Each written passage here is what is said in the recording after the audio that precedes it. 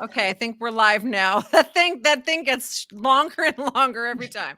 All right, everybody, we're here again. I can't believe a whole week has gone by, but we're here again with Wake Up Call, I was gonna say the soundtrack. Wake Up Call, the podcast. Maybe I will be a soundtrack one day. I'm manifesting.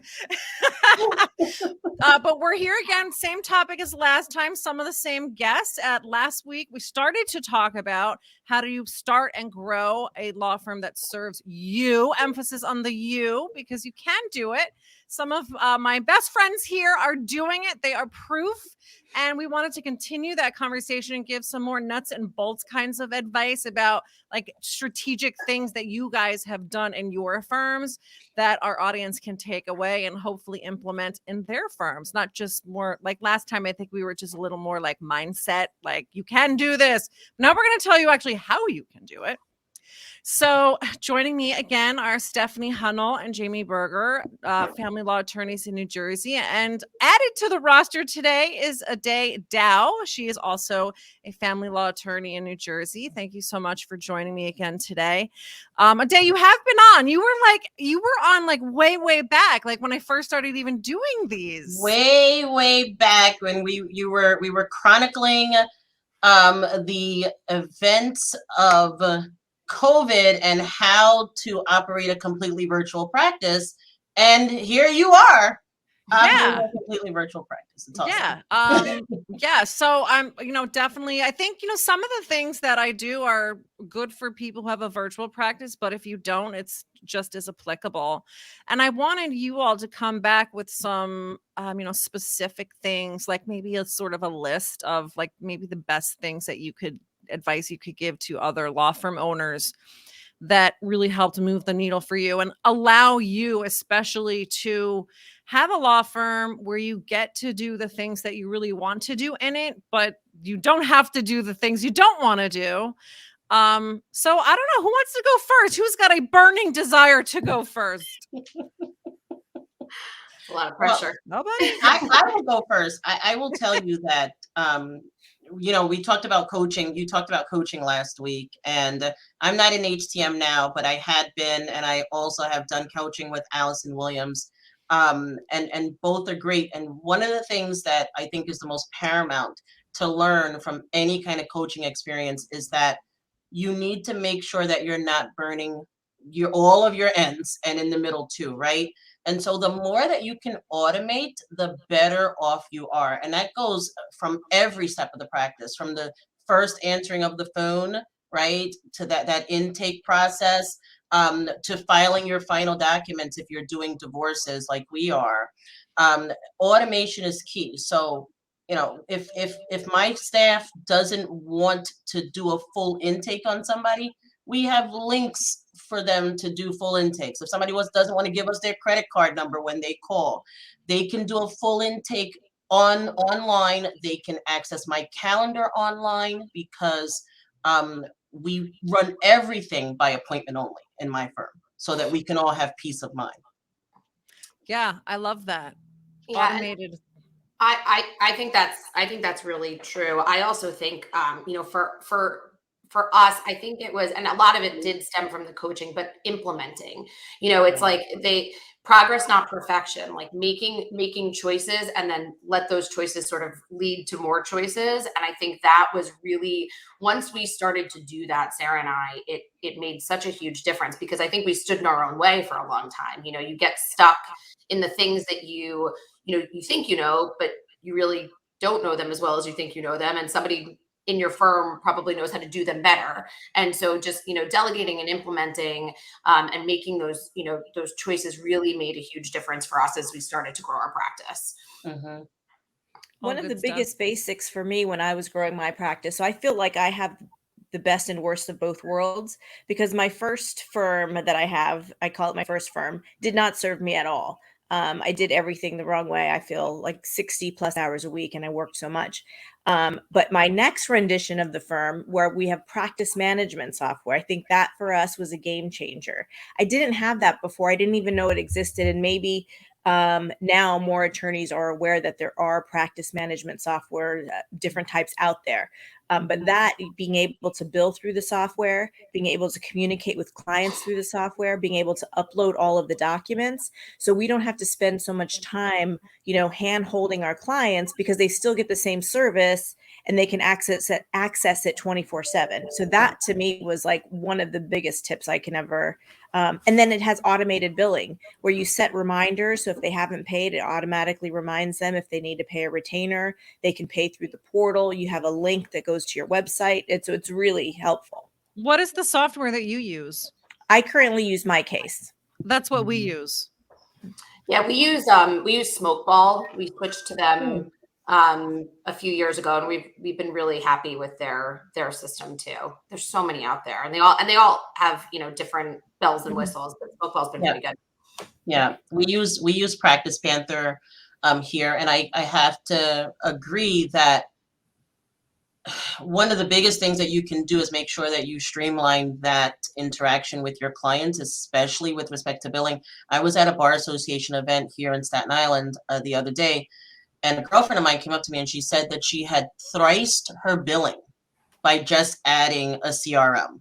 And that's invaluable. If you're still doing this stuff on an Excel spreadsheet, or you have to type out letter bills to clients, start looking at all of these different CRMs, because that income that you're going to be able to capture can change your life. It can change the way your entire firm is made up.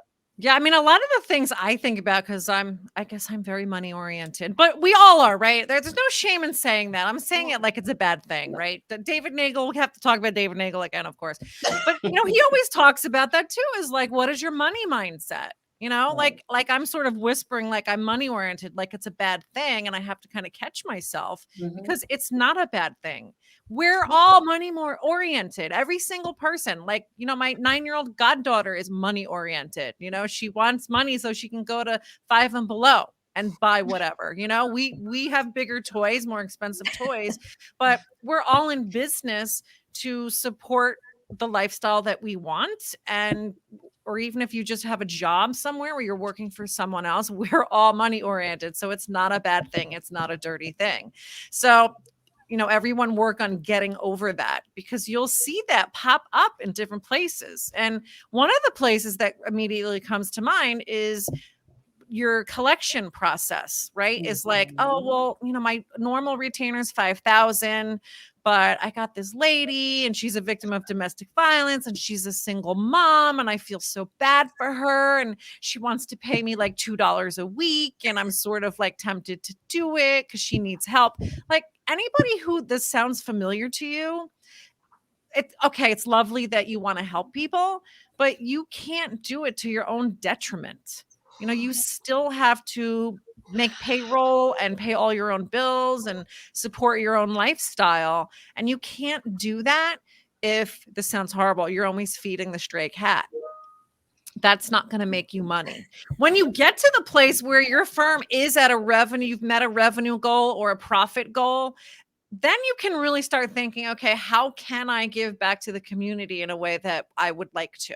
Maybe you have some kind of pro bono program that works for you, makes you feel good, and you can help those people.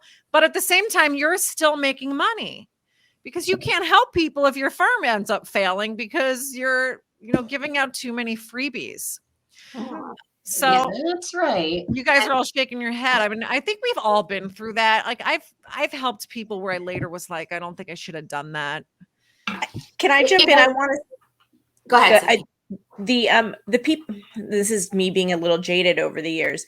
I also find that the people that you offer these payment plans to, that have come to you with like open hands and saying, we really need this help, and you've offered to do that, they always fail. They don't appreciate your time. They don't make the payments on time. They have some other excuse or another excuse of why they can't pay you anymore. When the case is done, they're gone. Crickets, they have no desire to pay you. So I think there's also a time value. And if you choose to represent somebody for free, like I've taken on some cases where I said, I'm going to do your appeal. I'm only charging you costs or something. It's because I feel strongly about that case. I know I can afford to do it.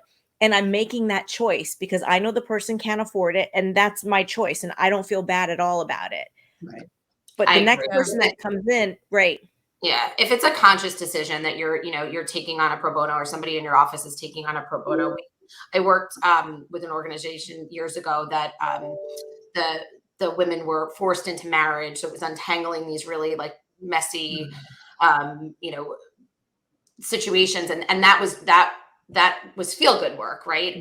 But when you have a client who you've made a deal with from the get go, a lot of times, and we talked about this last time, it's like the psychology behind it. When you're working for somebody for free, they're not valuing your product, your work, your time, your anything. And so They're not. They're really not. They're really not. And I've never done anything pro bono in office, but I have done low bono work. So, if my hourly rate is $450, I may charge somebody $225, something like that. And I've done that in the case of an appeal, like Stephanie mentioned. And I try to keep at least 2 low bono cases in the office that I really care a lot about. And it's not that you don't care about your other cases. It's that, something really speaks to your heart about this particular case, right? But it's important to not make that your entire mission, because here's the deal. We all have families, even if we're not married, or even if we don't have kids, we are our own family if that's the case. And we have to support ourselves, and you will have people who will give you a whole story, and just because they give you the story doesn't mean it's true. I mean, I've heard the story and then come out and seen people get into like a Lexus GX. I'm saying, well, where's the story? When did the story end? Where you see them carrying a Louis Vuitton bag or something. Right, their nails was better than mine. What's going on? Something David always says is, because he teaches sales, is when someone is sort of balking at buying something, he always says to ask, well, do you just not have money, or do you not have money for this? Right. Because I've noticed it myself. There's like something like I feel like, I should probably do, but I'm like, I don't really have the money for that right now. But you know what? My friends want to go to Vegas. I'm booking that trip. I just booked it. It's done. We're going. I had money for that, but I didn't have money for the other thing. We all do it. Yeah. Right. We were talking about that last week. I mean, you when I commented, realize that your time is worth it. So, I mean, I'm a big fan of paid consultations. Well, we call them strategy sessions. I do not do anything that I am not paid to do, because it costs money to get those degrees on my wall. And and I'm also putting myself, you have to remember that when you're doing these strategy sessions, you're putting yourself into a position whereby you can't be employed by the other person in the matter, right? So you should get paid for that time. And even if you think it's easy for you, it's probably only easy for you to give this advice because you spent years honing the experience to be able to give that advice, and that costs money. Yeah. That also, yeah. And I think a lot of us have a tendency to kind of think, well, I'm so fortunate, and this person is, living in a place with rental assistance and doesn't even have a car. But again, like you have to try to dig deep and understand, well, why am I being triggered by this? Because even though those are sad circumstances for somebody, you didn't put them there. And you don't have an obligation to them to give up what's something that you have that has value to help them simply because you're in a better place. Mm-hmm. Mm-hmm. What do you guys, let's talk about some more billing and collections kind of things. Cause like I said, one of my favorite subjects. So, so like specific things, nuts and bolts. It's like we've already said, don't compromise your fee structure. If it's a $5,000 retainer, then it's a $5,000 retainer. And if that person doesn't have it, they're probably not a good fit for your firm. Or, your billable rate, if your billable rate is $425, except for maybe the very rare case, like you said, a day where you have a low bono. But for the most part, your rate is your rate. For me, this comes up a lot, and you guys have, being in how to manage in the past, you probably have heard of the red rubber bands policy. Mm-hmm. So for people that haven't heard that, it's something we've used. We've used it a few years now. And I have to tell you, it has worked wonders cutting down our AR significantly. We used to have crazy AR. And since we started doing red rubber bands policy, which I'll explain in a second, it's down to nothing. Like it used to be pages and pages of AR.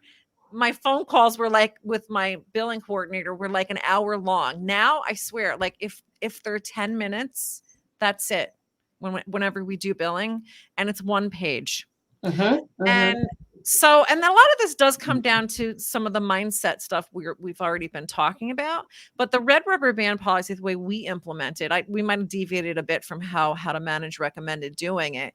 But if somebody's retainer is $5,000, we ask them to replenish when it gets down to $2,500, because you don't want to wait till it gets down to zero. And then, you're chasing after them to pay. And, it might take them some time. We all have busy lives. Maybe they need to free up some money on a credit card or something. But you don't want to wait till you get down to zero, because then you're still doing work. And what was zero, by the time they actually pay you, is $1,000, $2,000, $5,000. It just depends on if the case is very active or not. But you don't want to wait until you get to that point. And largely the reason for that, for me, has been if they're not going to be able to replenish the retainer for whatever reason, I want to know when they're at zero or have a credit. I don't want to know when they owe me $5,000, because then you just end up with an AR that you really can't collect on. So that's something we do. But the red rubber band policy is strictly that when you get down to a point at which we've asked you to replenish, we give you 14 days to do that. If you don't, then you are officially on red rubber band, where you actually get a letter advising the client that you're on red rubber band status because you haven't met your obligation to replenish your retainer. We're stopping work, and you have another 14 days to make good on your retainer. And if you cannot or will not, we have to terminate our services. And it's been really effective. Are you going to say something? Yeah. So we have a similar policy in our office. And, I will say, there's probably some areas of opportunity for us to improve it. We do track WIP very closely. Our AR is we've done a lot to manage it, and it's in a very good place. But we're not as strict as maybe we should be about our red rubber band, and it's a policy. It should be a policy across the board. But we do have evergreen retainers. So we're seldom are we working in a situation where somebody owes us money and their work in progress is more than what they owe us. There are some steps before rubber band that we've sort of implemented to soften it a little bit, because we feel like that works better for our clients. Like what? I'd love to hear those. There's some warnings in there, before they get that, 14 days, then we put you on. I think it's like and I'm happy to share a policy with you that our billing coordinator uses, but it's important because it's our value, right? It's what we bring to the table. We have in our case list that we go through with our legal assistants, there's an actual column for work in progress. So that gets updated as we're going through the month. So if there's ever a situation where mid-month we haven't worked into our retainer, we have the opportunity to ask for an additional retainer at any point. We don't have to wait until we've sent a bill. So we have those conversations. That's kind of like the softness of it. Just want to let you know, here's where you are in work in progress. You're going to come up against an issue. Please make payment. Here's the link, all that good stuff. So that seems to work well for us. And how often do you guys do billing? We started doing them twice a month. We bill once a month. Yeah, we do. We do too. Here. We do once a month. The reason we started doing that is because some people, as you guys know, they'll just run through a retainer really quickly. Like if there's a motion or a court event, it runs out so quickly. And we do that for us so that we can stay on top of things, but we also do it for the benefit of the client so that they can see where their billing is. Because nothing pisses clients off more than to get pay a retainer and then get a bill like 3 months later from some attorney who never does billing. Oh, by the way, you owe me $15,000. That pisses people off. So that's why we do it too. Not only does it piss people off, but here, my primary practice is in New York State. And Here, if an attorney is not substantially compliant with the billing, they are not owed any money. So I have people come in, for second opinions on their cases. And, I said, well, what are they billing you? Oh, well, it's been 6 months. I've never gotten a bill. Look, I've heard that too. There is no excuse for that. But I think with respect to the collections, your collection process starts with selecting the right client, right? Your collection process starts with making sure that you have a client who realizes your value, wants to pay you for your value, and can pay you for your value, right? Because when we start talking to a client and they start saying, well, okay, so the retainer is $5,000, but can I pay that in 3 payments? Yeah, you probably want to move away, because that's probably not the right client for you, unless you're doing flat fee billing and you're going to say, okay, well, I'm not going to do any work in your case. It's a flat fee and I'm not going to do anything until you pay this entire thing up. I don't do flat fee billing, and I don't like to work in that manner, because even though the practice management software can help us with making sure that we're up to date with those payments, I just don't want to put that additional headache on my staff. I really, I Yeah, don't really you are so right. And know? I'm sure that you've probably learned that from your own mistakes, right? In the past, because we did things like that. And you just realize you paint yourself into a corner and you're like, why am I dealing with this? Like, Right. and I think for me, at least, it goes back to taking on your client's problems as your own. They're not your problems. You might be part of the solution because you can help them, but their problems are not your problems. Their money problems it's not your problem that they can't afford to pay you. Honestly, Christina, none of their problems are your problem. And this is something that's really key, because you find a lot of attorneys who are just so emotionally involved with their cases. And to be honest with you, this is a mental health issue that we all need to think about, right? Because we've seen people, our adversaries, and you're saying to yourself, what is going on? Why are they so worked up? This is not their case, and you do yourself a disservice and you do your client a disservice, because even though they think they want the pit bull rah-rah, that's sometimes not even the best thing for them. You are so right.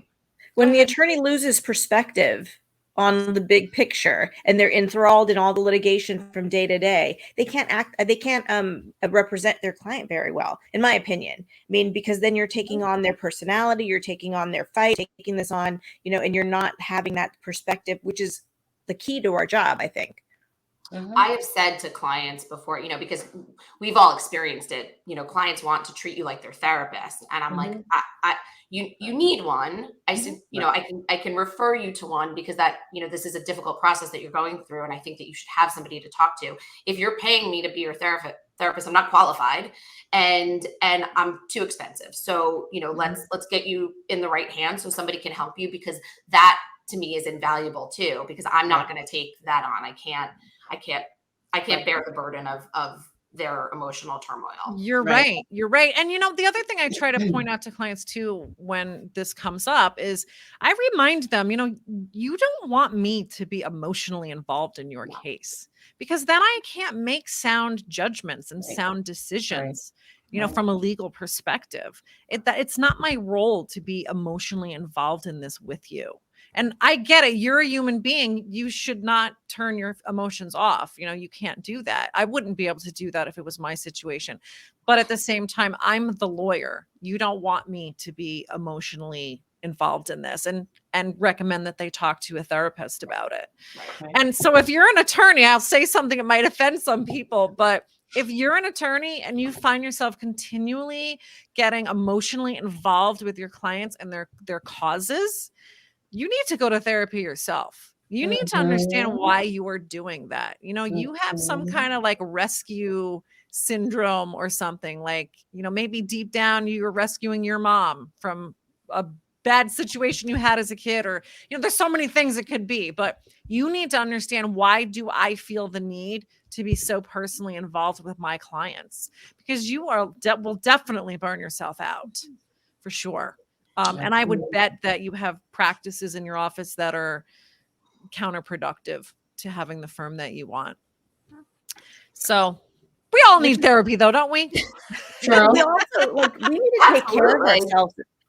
I We think need to my take care of husband said, how I think it was Howard Stern said, anybody who can afford therapy should have therapy. Like, Absolutely. and like if you, it's so I important. It is. I watched a David Geffen documentary. I think it's on Netflix. I highly recommend it. He went to therapy. Well, he's wealthy. He had a therapist come to his office like every single day for at least a year. It might have even been longer. I mean, I don't know that everybody needs that, but he's a high achiever, right? So he did it. He did it every day.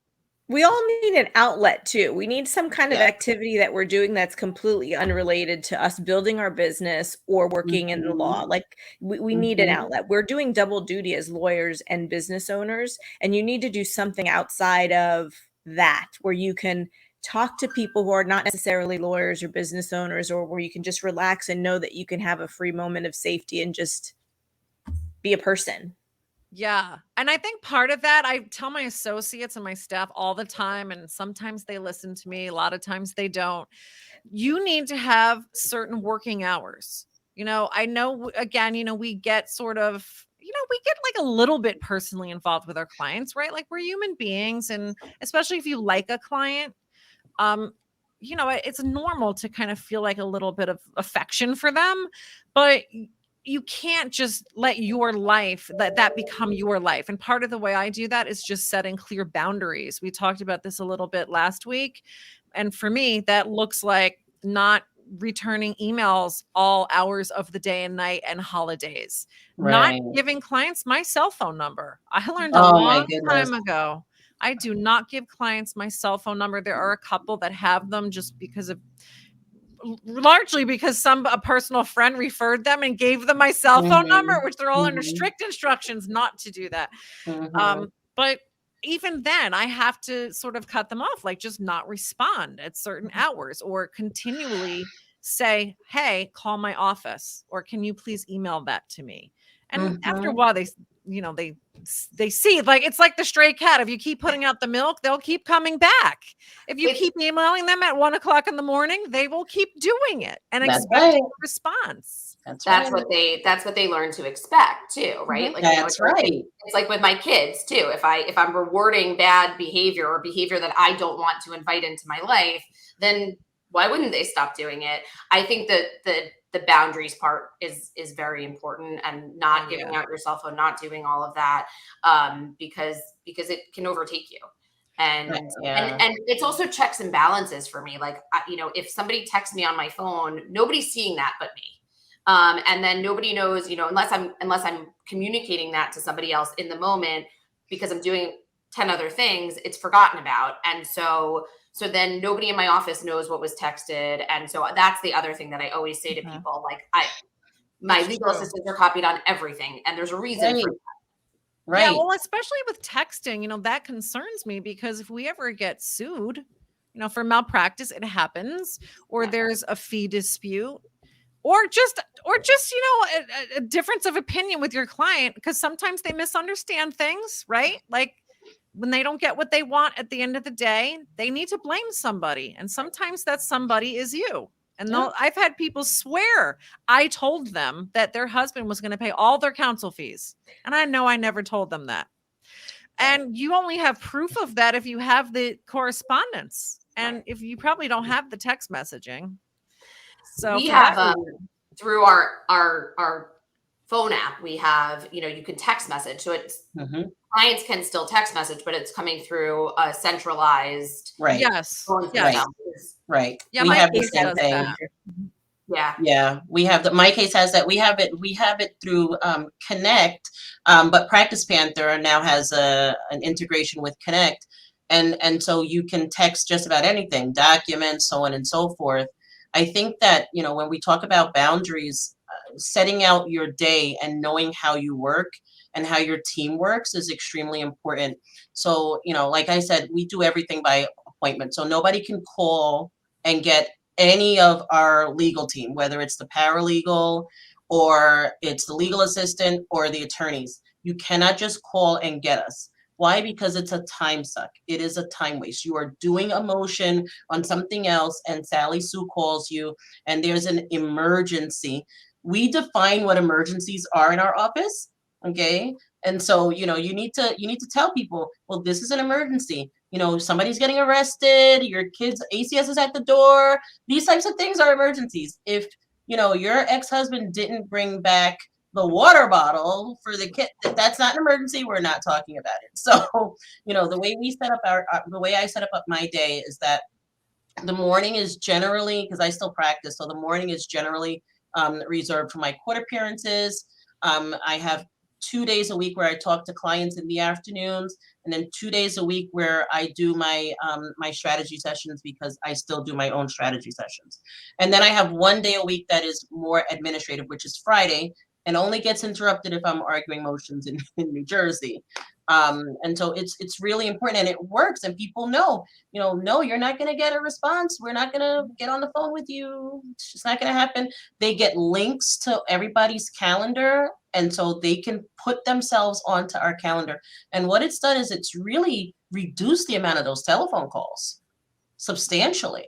Because a lot of the calls were just unnecessary in the first place, right? Right. And therefore, the client is a lot happier with their bill, because Yes. they're not using us on the phone as a therapist and getting charged, $300 and $400 an hour to talk to us about things that they could have resolved on their own. Yeah. So that's all like boundaries. Go ahead, Stephanie. No, I was going to say, plus that's, they call they have this one thought in their mind, and then they have to call right away. And if you're constantly answering those one thoughts, they really, really add up. And they're also not making decisions on their own. Right. Yeah. Well, and again, it's all tied into the boundaries. And part of that is, I think we talked a little bit last time, is you're teaching people how to treat you. Right. I mean, we're all always teaching people how to treat us, not just clients, everybody in our life, by what we tolerate. So if you tell somebody, don't call me on my cell phone, but then they keep calling you on your cell phone and you answer it, well, you're showing them that it's okay for them to call you on the cell phone. Or if you ask them to pay their bill and they don't, but you keep doing work, what are you telling them? Right. That it's okay. I don't really have to pay my bill. I'll pay it when I feel like it, because they'll still keep working. Right. And you know what else is important? You mentioned it, and then we came off of it, but we were talking about money mindset, and then we were talking about the mindset of our team. It's really important to realize that you're going to get to a point, if you're successful, very quickly, where you're not going to be doing this stuff on your own. And you need to invite people into the firm. There should be a system and a process for hiring those people and getting them onto the team. And you need to really sit with yourself and figure out how you're motivated, whether you have a money motivated mindset, and how the people on your team are motivated. Because the only way you get proper work out of these people who are coming onto your team to build your dream, quite frankly, is to make sure that you're in some way serving them, right? So our intake, our client care specialist is fabulous, and she's very high energy, but she's also very motivated by getting the job done and getting the reward for that job. In her case, she's money mindset motivated. And we also have goals in our office. Our team trip next year, I'm taking a leave from Chelsea Lamé, who a lot of us know either personally or by watching her success on things like Boss Lady. Our team trip is to Dubai next year. And so every time she gets a new person to do a strategy, she's like, Team Dubai. She sends it in teams, right? So, these are things that when you want people to work for you, you really have to set up things that will work for them as well. Yeah.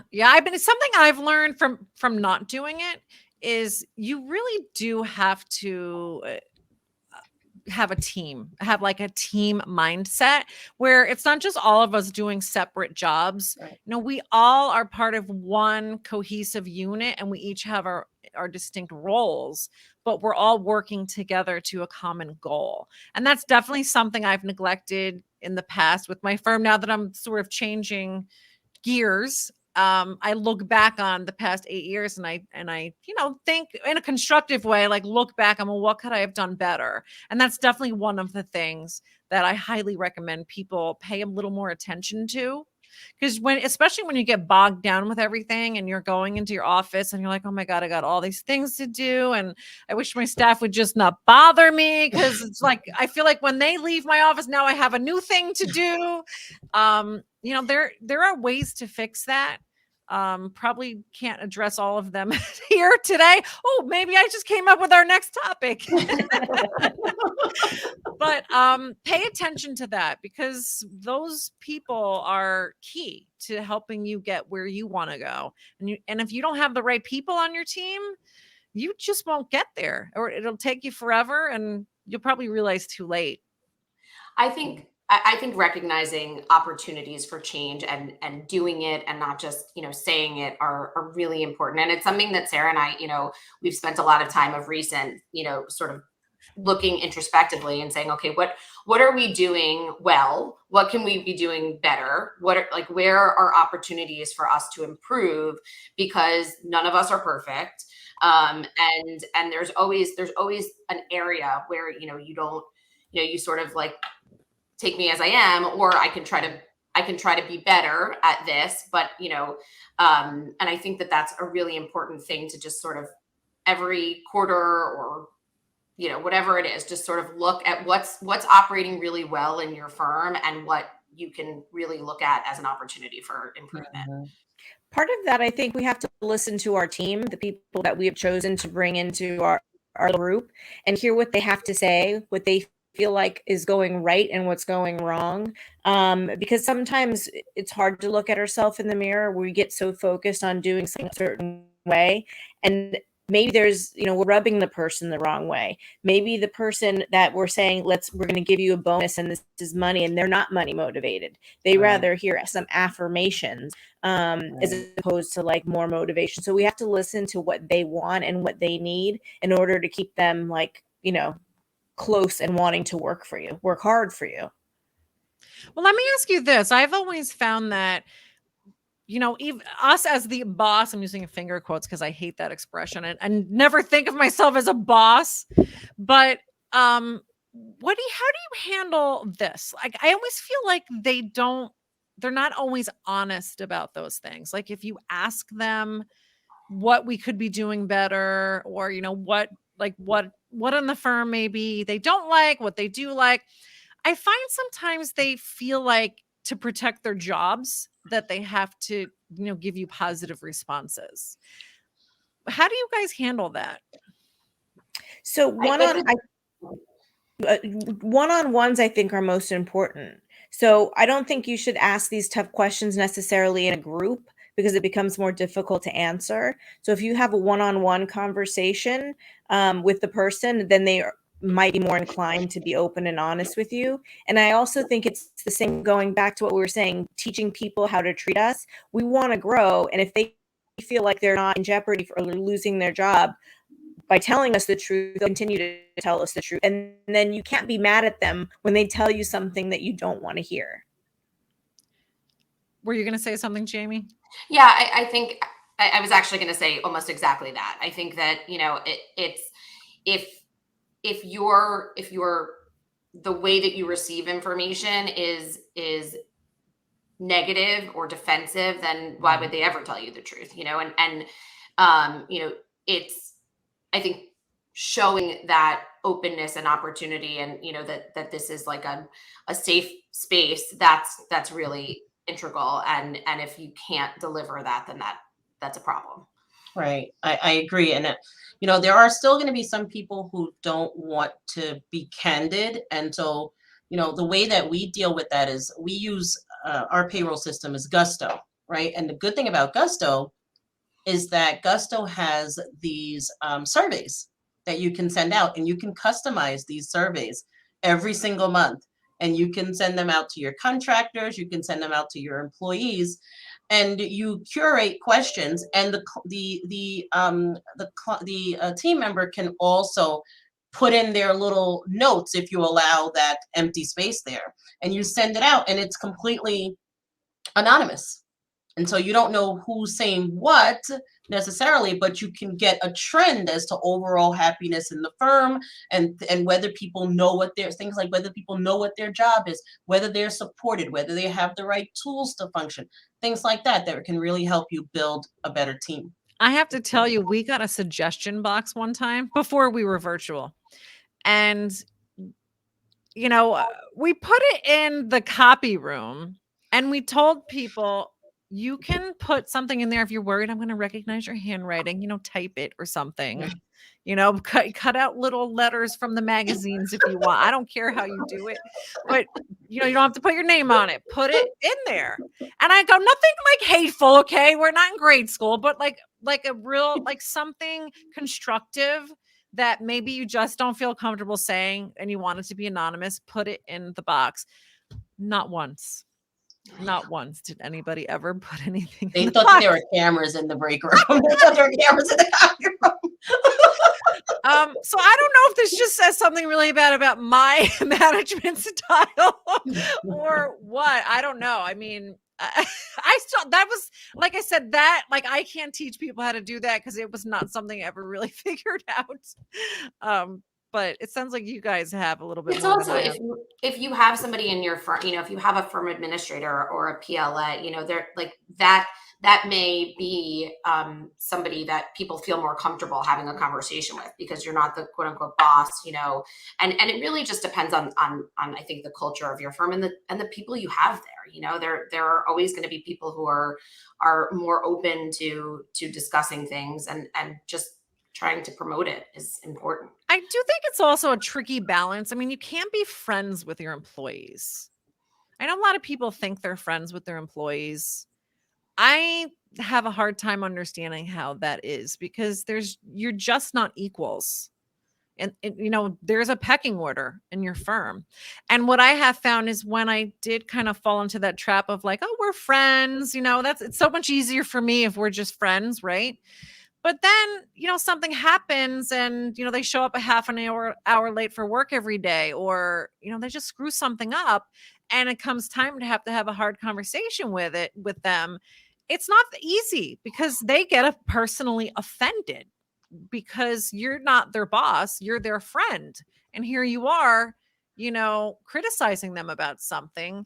And I just, it makes things uncomfortable. And I think it just disturbs the dynamic that really should exist in your firm. What do you guys have to say about that? I have a lot to say about it. I think that it is very important. You want your office. I mean, it depends what you want, but in our office, we want it to be a friendly atmosphere. We want everybody to be, to have a nice relationship with one another. But I think, there is a boundary there and a line that if you cross it, it's really hard to uncross. Right. So that is a very difficult line to walk between, the personal connection that you want to have with the people who are on your team that are good and doing all the things that are helping you and your business grow, but you can't really cross that line. I agree. What do you guys think? Yeah, no, that's true. We have, I think everybody in our firm really gets along, and that's something that you have to pay attention to as well. I don't know whether any of you use any of the personality testing or, DISC testing or anything like that, but it's important to be able to have a camaraderie, to be able to laugh with each other. You want to be able to take everybody out to lunch and have a good time, but we are not friends. We are friendly. There is a difference. And it's actually not easier for you to be your employee's friend. It is more difficult. It is toxic, and it is detrimental to the health of your firm. We are not friends. We are friendly. There is a difference. Ade has a very strong opinion and clear opinion about this. You're noticeably quiet, Stephanie. Tell what's going on over there. I'm someone who's crossed the line several times. I have too. I think we probably all have. And it makes it so much more difficult. It's difficult to manage someone when, you don't want to hurt their feelings or you're concerned about the friendship. it's hard to let someone go when it's time to let them go, because you have a personal relationship with them. Over the years, I definitely have crossed the line, and it's like Ade said, it's not easier. It's way more difficult. Yeah, so that's why I'm so quiet. I've done it. And I think we all have, and you can care about people on a personal level, and I think we all do. I care deeply for everybody in my office, but I think if you are doing them a disservice too, to cross that boundary and expect that when you need to be in the employer boss zone, you're going to just jump back over that boundary and everybody's going to fall in line. Right. Yeah. I think for me, my personal reasons were sort of selfish. It was like, I don't want to be a boss. I don't want to have to figure out how to, maneuver, negotiate this relationship. Like, I don't know how to do that, because I went straight from being an associate, I guess we all did, to having a firm. And then once I had employees, I never had any management experience. I never had any supervisory experience at all, ever. I didn't have how to manage at the time. I hadn't read anything about it. Like, nobody would ever put me in a supervisory role because I never had experience doing it. But yet here I was now having to do it. And I think for me, it was just easier. Like, of course, we're going to be friends. We want to like each other. We have to work together all day. But then when you see those little, those weird things pop up where it's like, okay, I just asked her to do something, and I guess she thinks she can do it next week, or he, they don't think they have to do it now because I asked them to, because we're friends. And so when you experience that enough and you start to realize, like, my firm is not running as efficiently as I wanted to because I have all my friends working for me. And that's great when, you're parked at home watching old reruns of Sex and the City with a bottle of wine, but that is not good when you're at your law firm and you're a big fancy lawyer and you're trying to grow your firm. So, hopefully people recognize that long before I did, that you're a boss now. And if you can't handle that, if you don't want to be in that role, then you need to outsource it, and you need to have a law firm administrator or somebody else who is doing that. And it has to be someone who knows how. They can't have the same problems you do, right? Isn't that what Arjan, the founder of How to Manage, always says, is you have to hire people that are, for what that role is, that they're really good at that, better than you. They know how to do it. And that's probably a good segue into, that's another little piece of advice, is be careful who you hire. Make sure they can actually do what you hired them for, right? Don't hire potential. I think that's what Arjan always says. Don't hire potential, hire ability. Because I've done that too. Absolutely. They tell you not to marry potential. And they tell you not to hire potential. And it's all true. Wait, we might be out of jobs if everybody listens to that one. No, that's right. Keep marrying potential, man. Well, there's plenty of other reasons people get divorced, but yeah, you're right. Yeah, and you need to not be afraid. So, the hiring process should be a slower process, right? It's not that you're doing it slow because you are procrastinating.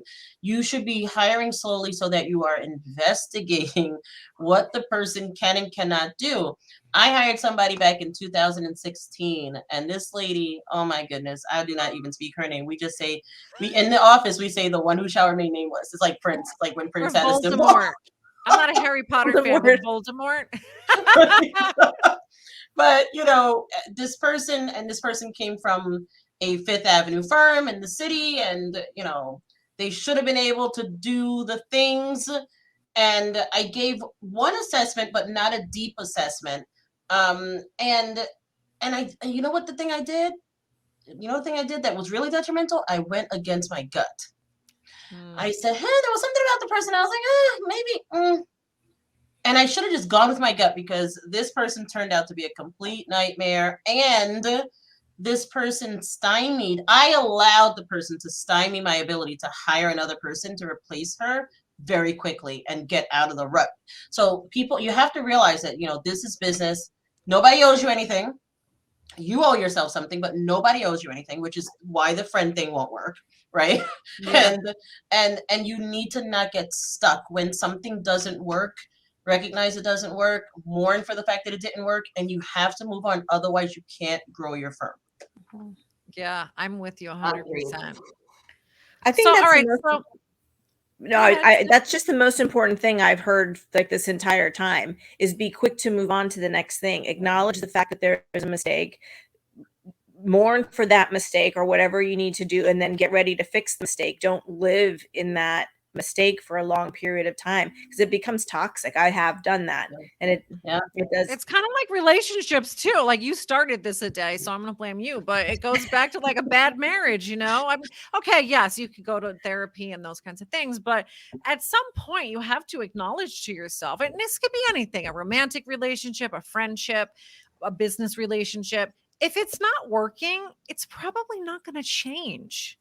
You know, like we kind of have to acknowledge when something's just not working. You know, people don't change. Maybe they can grow and evolve, but that's a little different. And you have to want to do that.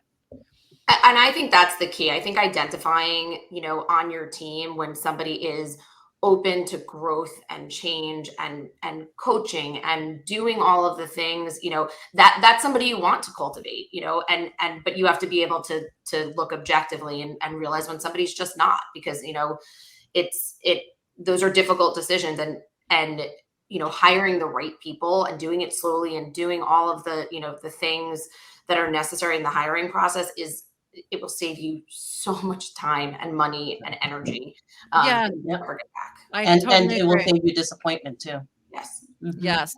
And look, you're business owners, you're all going to make mistakes. That's impossible to avoid. Just see them as lessons. When you make one mistake, it's kind of like the universe just pointing you in a different direction. I think Oprah said that or something like that.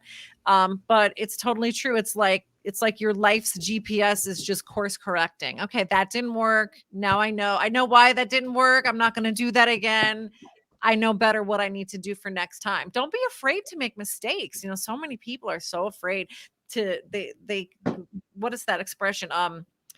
Paralysis by analysis. Yeah. They won't make a decision because they're so afraid it's the wrong one. Well, at some point you just have to make one. Just make a damn decision. Yeah. And then make another one. Find out if it works. Yep. Right. You got to make the decision to figure out whether the decision works, right? Yeah. You can't just, Yeah. And the other thing is that people don't know their numbers. Like, you need to know your numbers. Don't go hiring 10 people and you can't even pay yourself. You need to know your numbers. And if you're not a numbers person, because of course they don't teach us how to be entrepreneurs in law school, right? So before you start venturing out on buying all this stuff, hire a daggone bookkeeper. Know what's going on in your business.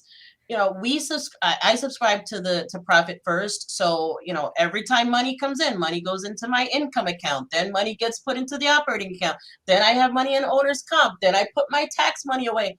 Don't have it be that you're grinding so hard and you're making all this money and you don't know what's going on with your money and you don't know where it is. Yeah, I have some friends that went solo not all that long ago, and I would sort of give them little nuggets like we're doing. And I'd say, well, what's your revenue? Like, what was your revenue last month? I don't know. How the hell do you not know what your revenue was last month? How is that know what your damn revenue is. Okay, so we're coming up on an hour and I want to be respectful of your time, but I got to tell you the bookkeeper thing. I've had the worst luck with bookkeepers. If anybody is madly in love with their bookkeeper, please send me their name, because we've made this mistake. I'm not afraid to admit it. This is a mistake we've made continually. Is we hire the bookkeeper. We're like, oh, this one's going to be really good this time because so-and-so recommended them. And I just know this one's going to be really good this time. And then we let them do our books for like 10 months without ever looking at anything.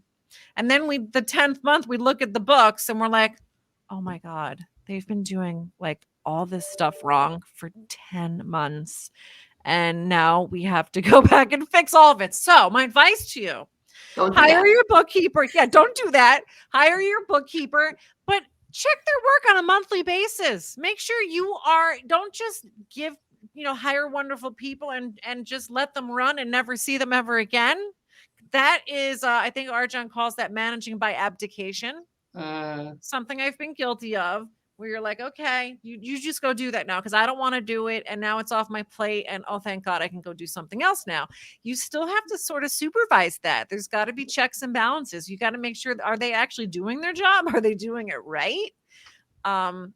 That's, distinguishable from micromanaging. Absolutely. Yes. Right? Yes. And So understand how to learn.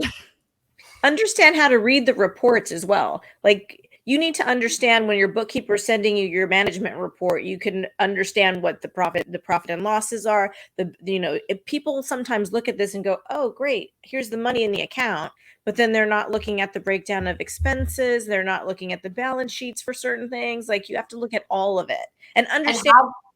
Sorry. Go ahead. No, and I was going to say, have like a forward-facing budget, have a plan, have, and be able to track that because, one of the things I got lost in like the budgeting piece because I love numbers too, but I wanted it to be so, detailed and specific. And then I started to realize that it's a plan and it's subject to change and you can't be wedded to everything in your budget, that the numbers are going to line up exactly as you anticipated. But it's got to align with your business plan. It's got to be like one cohesive unit that is guiding the ship forward. Yeah. All good advice, ladies. This time went by so fast. I feel like there's just a million other things we could talk about. I hope the viewers get something good out of it. If you have a new firm or you're thinking of starting your own firm, or if you've been doing this for 15 years and you realize now you've been doing it all wrong, it's okay. It's okay. It's never too late. We're always learning, right? Business owners are problem solvers. That's what we are. That's what we do. Right. We'll always be. So thank you, ladies. I'm going to have links to your websites in the comments for everybody who would like to stalk you further on the internet. I highly recommend that you do. And would love to have you back another day. Thanks for having me. Thanks, guys. Thanks for watching.